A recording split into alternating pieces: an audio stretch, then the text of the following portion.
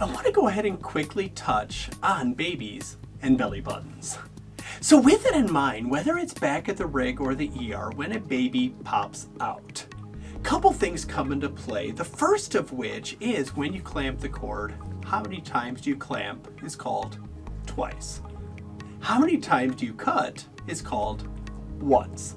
Remember, the first law of Home Depot is simply measure twice, cut once. Because if you only clamp once and you cut once, well, somebody's going to bleed.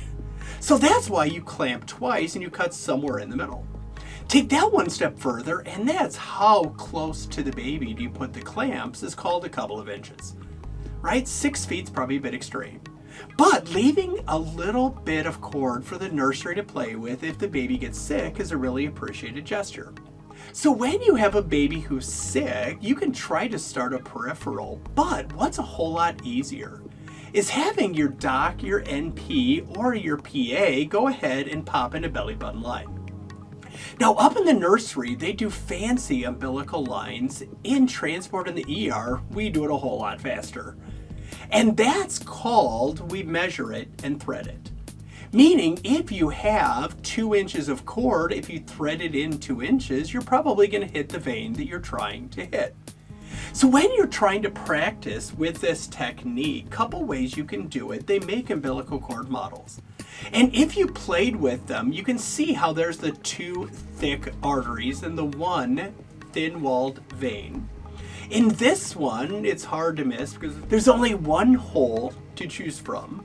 Or an educator made this for me, where she took an adult endotube, put 2 tiny ones inside, which are the arteries, and 1 little bit bigger with some blue marker, and created your umbilical artery and your umbilical vein.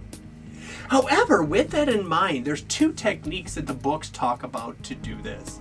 Number 1, you'll see described how you can take an IV catheter and very easily thread it into the big gaping hole, which is the vein.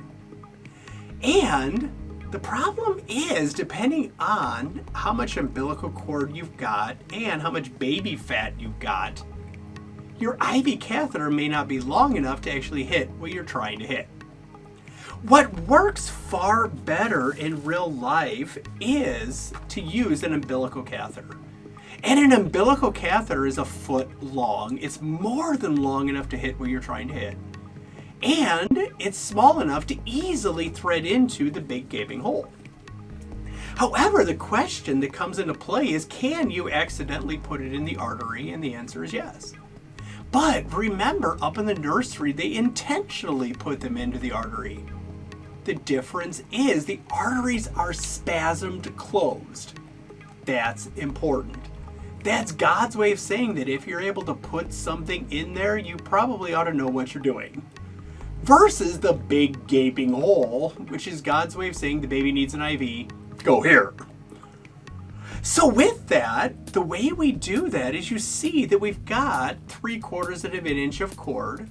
So if one person gently threads in about 3/4 of an inch, and while one person is threading, the other one is gently sucking on the syringe. And when we see blood that comes flying back into the syringe, we know we've hit what we're trying to hit. And how do you tape it is actually very simple, and that's called rip open your IV start kit. Take a Tegaderm Opsite, whatever you want to call it, just take your clear dressing and just mosh everything all together. So, moral of the story, if you've got these to practice with, that's wonderful. If you happen to have an OB department that lets you play and you've got human, in our case, preserved, donated umbilical cords, and you've got the ability to play with them, it is absolutely unparalleled because every cord looks a little different. But you're always going to see at least 1 artery which looks like this. And if you give it a little love and you play with it, the big gaping hole is going to be the vein. Again, most babies do not need IVs. But if the baby looks sick, until the NICU or transport can show up and happily take the baby off your hands, If you've got an umbilical catheter and you've got an inch of cord threaded in about an inch, and when you see blood, you've hit what you're trying to hit, you're ready to go.